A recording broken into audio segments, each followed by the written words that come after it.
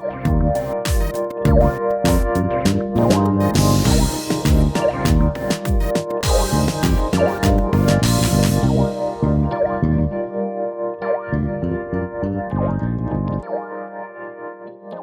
and welcome to another episode of Our Own Devices. This time we have a very popular Indian company with us. I'm sure everybody knows the name. I'm sure everybody has used their products one way or the other over the past many years. But this is a company that's also up to a lot of new things. It's also trying to give a lot of the global companies a run for their money. So to talk about that, we have Rohan Verma, who is CEO and Executive Director of MapmyIndia. Rohan, welcome to the show.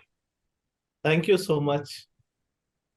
So, Rohan, I'll start by asking you, I guess MapmyIndia is something everybody's very familiar with, but behind you, I can see Mappls also. What is Mappls? Can you start by explaining what is Mappls to the audience? Sure. Actually, before MapmyIndia came as a brand name for our company, which is C Info Systems Limited, our brand was Mappls, Map Applications. And now again, in the last few years, we've reintroduced our Mappls brand because of our aspiration to go global. So Mappls stands for Map Applications, and so our app, our consumer app, is also named Mappls, which you can download and start using. And overall, that's the brand direction we are moving towards. So all of us use Google Maps, Rohan, but no, remembering an interaction we had maybe many years back, and I remember that you guys have a very different way on how a lot of data is collected, right? I remember you telling me that, for instance, if and since you were at that time available on thousands of cars and and fleets which were which had your devices and all, you were collecting data on where people were braking, and you could send alerts to on the map saying, hey, this is a place where you have to be a little bit careful. And again, these are very Indian problems that you're trying to solve, right? Maybe not a thing in the US where you're always on a freeway and a pothole is like something you really don't encounter, right? So could you explain how is it that you have thought about mapping the world, and that to a very different way? Yeah. Yeah, I mean, I guess from the beginning, our focus has been mapping my India, mapping our India. And as you rightly said, we want to focus on getting you to your destination accurately and addressing the specific challenges of Indian roads. So, for example, when you're encountering a flyover or any complex junction in India, where the roads are complex, junctions are complex, in a Google Maps, it'll show you two squiggly lines, and it's confusing whether to climb or avoid the flyover. So for that, we introduced these 3D junction views so that you can visually see in 3D whether to climb or avoid the flyover, giving you a lot of peace of mind and removes a lot of confusion. Many of the big profile accidents that have happened in the past have been somebody suddenly trying to climb the flyover, or at the last minute having to decide to go avoid it. All of those get solved from that. And also we show speed. The other part is just generally to help reduce accidents. We want to show you the speed limits of the current road so that you know what speed limit, so that you don't get a challan, but also you drive safely. Yeah. We also show you speed cameras, and then we show you speed breakers and potholes. So that's the whole idea, that to help you drive safely within the limits. And then we show things like toll costs and other things, which are basically to do with what's the cost of a route, not just the time and the distance, and that's to help keep your pocket efficient. So often when you are going to a new part of the country, and you are maybe if you're not on the highway, you're maybe in a small part, in a small village. The chances are you will end up on a road, like if you might be driving a car, but you might end up on a route which is maybe not very car friendly, because a lot of the data has been pulled by people using bikes from point A to point B. So have we solved these kind of problems also? Because again, I think this was one perpetual problem on a lot of the other mapping devices. Yeah, that's absolutely right. So the difference between MapmyIndia and, let's say, a player like Google Maps is we've been professionally surveying using vehicles and cameras and sensors the roads of India and the locations or places of India Whereas a lot of source of data for other crowdsourcing platforms is through mobile phones, where you just cannot differentiate, whether it was a two-wheeler route or a four-wheeler route or a two-wheeler driving or somebody walking. And there are all these funny meme incidents where, somebody is carrying 100 phones in a bucket and stops in the middle of the bridge, and it appears as a traffic jam. Whereas in Traffic our jam. case, IoT sensor driven. And so we are able to differentiate between what's a good route for a four-wheeler, a truck, or a two-wheeler. And also having had that legacy of having been, I'm old enough to remember that, like having been a mapping device. I'm sure a lot of our younger listeners wouldn't even understand what I'm talking about because they've seen maps only on a phone, right? But has that really helped you? Because you have a very different understanding of how navigation is done. Yeah, absolutely. As you said, we are from the generation of Mhm. 2006-7 timeframe when phones Yes. weren't the most popular navigation devices. It was portable navigation devices, which have morphed into Yeah. the in-vehicle infotainment systems. And that's where Yes. MapmyIndia's Yes. business has gone on that. And of course, now with the Mappls app, we're back on phones in a big way, I believe now. But yeah, really, at that time, it was solving the problem of people like you and me who were traveling and giving a dedicated navigation device and system to do that. That's what our focus was. And with the automotive companies, I think we are able to build further on that, I would say, canvas. Because with them, we are working on things like heads up displays showing the directions so that there's no driver Yeah. distraction, whether for four wheeler or even these smart helmet kits that we are doing with heads up displays, or working on ADAS, where the car can sense the speed limit or a sharp corner coming ahead and Mhm. actuate to slow down. So I think we come from that professional grade, advanced kind of navigation system to help you drive safely and efficiently. And we're bringing that technology and advanced maps into your consumer phone experience so that there also you can get the best of the breed.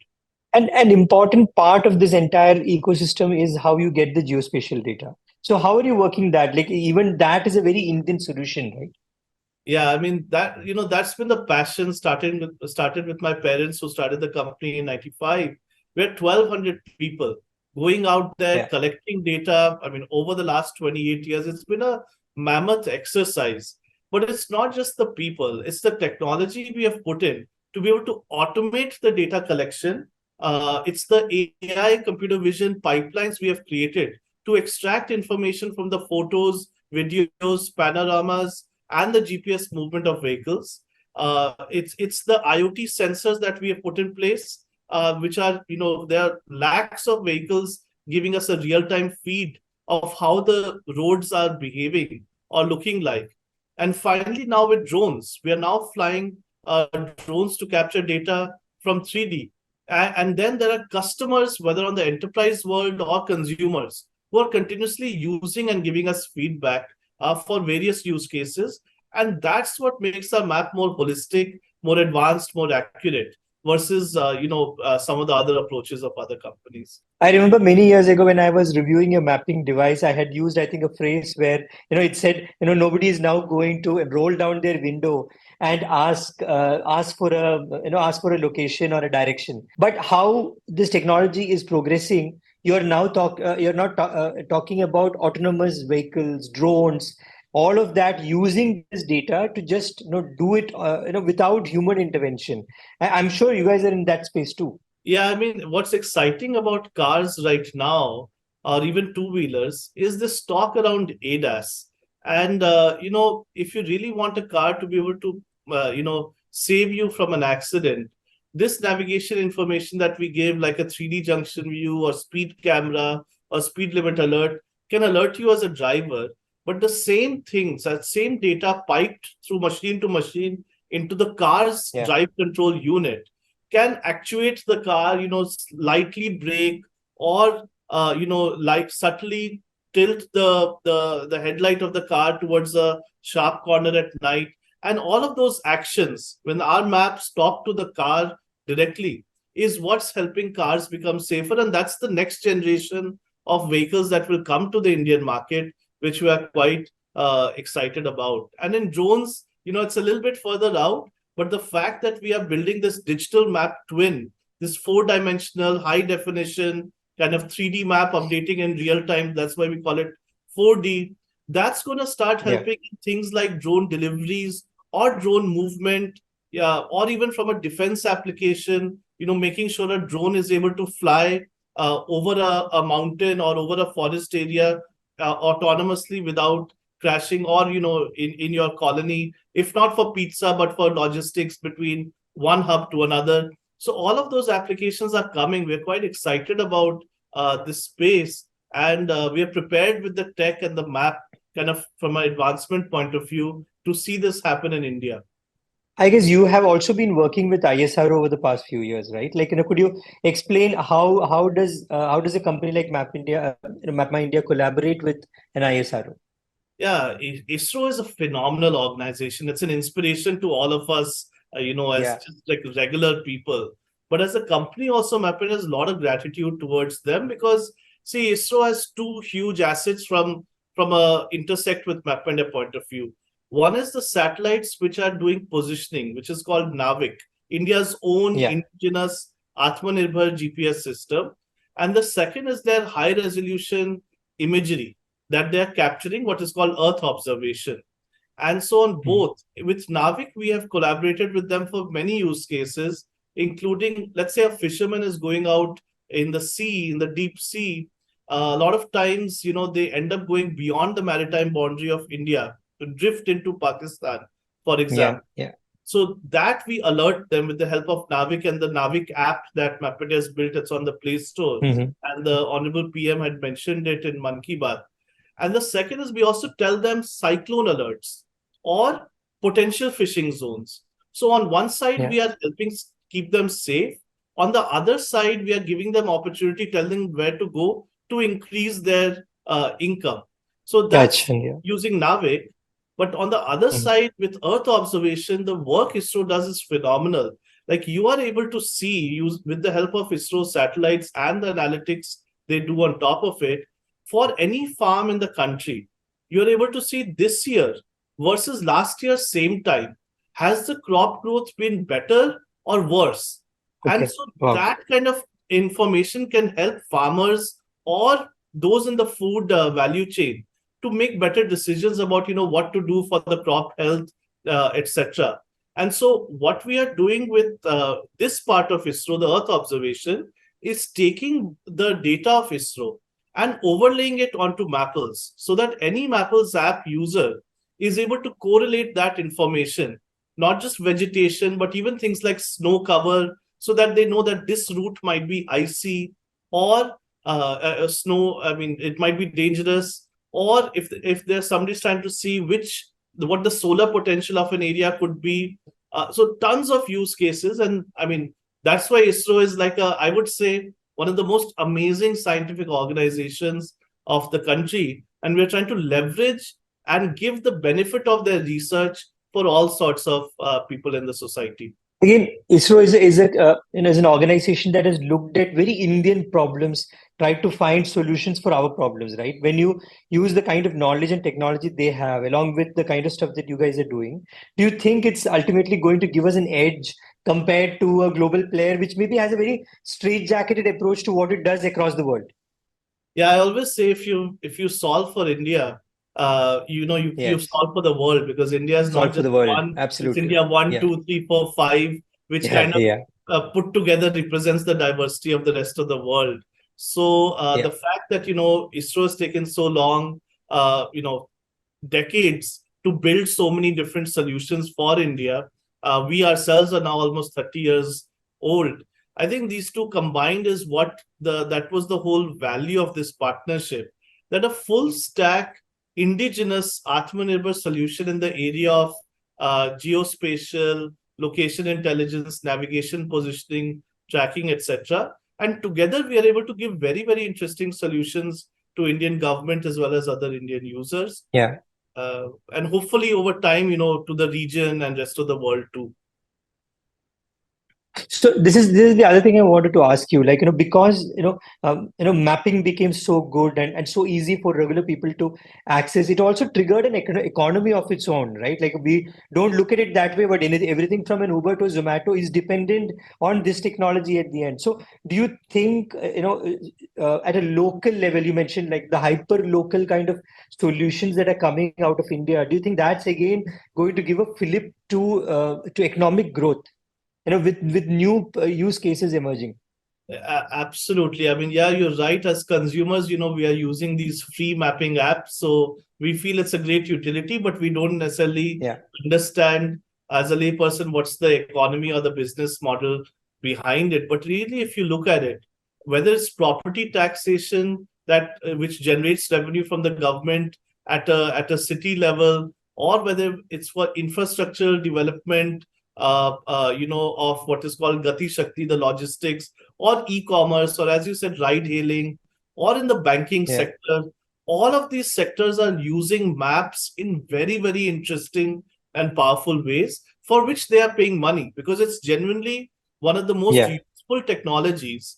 Of course, AI is massive, analytics, these are all things people pay for when the enterprise. They're also paying for maps and map-based technologies. And so there's a very large economy. I mean, it's government of India itself has said it'll be a 1 lakh crore geospatial economy by 2030. So very Yeah. exciting times. And what's heartening to us is something that was started in 1995 with a vision by my parents that someday 80% of all data would have a location component to it, and there could be infinite use cases and benefits. What's fun is for us to see that vision translate into reality, and newer Yeah. use cases come up every few months, which we are latching on to create a larger impact of maps. So the other thing I wanted to ask you is that, like, as this technology becomes so democratized, people have been using it for a few years now, everywhere. Like, now I think location based though is such a common thing, and it's maybe a person who cannot even read English, but they know how to use it now. Is it also making it much more demanding or challenging to make the product better all the time, because now everybody is using it. Yeah, I mean, of course, I mean, it's both the challenge and the opportunity, and mostly it's the excitement that the fact that people are using it so much, they're asking for more and more things. And Yeah. it's an engineer's dream to build what people want, and to build something which is technologically advanced. So for us, we're enjoying it. We are constantly talking to customers, users. We're constantly trying to understand what problems are out there in the world, and we're coming up with solutions to that. And for us, it's kind of interesting to see when a big problem hits the world. Let's say COVID. What is our play in that? So when COVID hit, for example, immediately we went into kind of war room mode where we figured out that we can tell people where the nearest testing, treatment, and isolation centers are. Yeah. Yeah. We can start mapping out the containment zones and start seeing how it's spreading. And so, or when the oxygen issue was happening, then we can start putting our GPS and IoT devices into tankers so that people could see whether the movement of oxygen is happening smoothly or Hmm. where it's being barricaded. So maps and location can go in every area. And there are more and more advanced things like the metaverse people are talking about. Our Yeah. take on Yeah. this is the real world metaverse. So how do you make somebody virtually experience a real place? And so that's where we are working on, and that's kind of a digital twin. What people talk about has many applications. So it's a challenging area, demanding area, but also I'd say a really, really fun and fulfilling area. So, Rohan, one last thing before we wind up.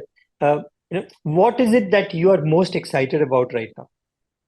I'm most excited about the fact that Indians are loving the fact that there are Indian products and platforms, deep tech Indian companies, deep tech products and platforms that I believe in the last 1 2 years Indians are rallying around. I've not seen this before, where we speak vocal for local and we really genuinely promote it. But I also think it's this confidence in this new India that Indians can make good products and we should use it. And so it's always been my passion that India should have its rightful place at the forefront of the world, and of course based on using advanced technology for good. And so there are many applications, many dreams I have for India and for My India, and I'm just hoping that we can execute on it and India can achieve its rightful place at the world. Thank you, Rohan. It's wonderful listening to such a great success story out of India. Thank you so much.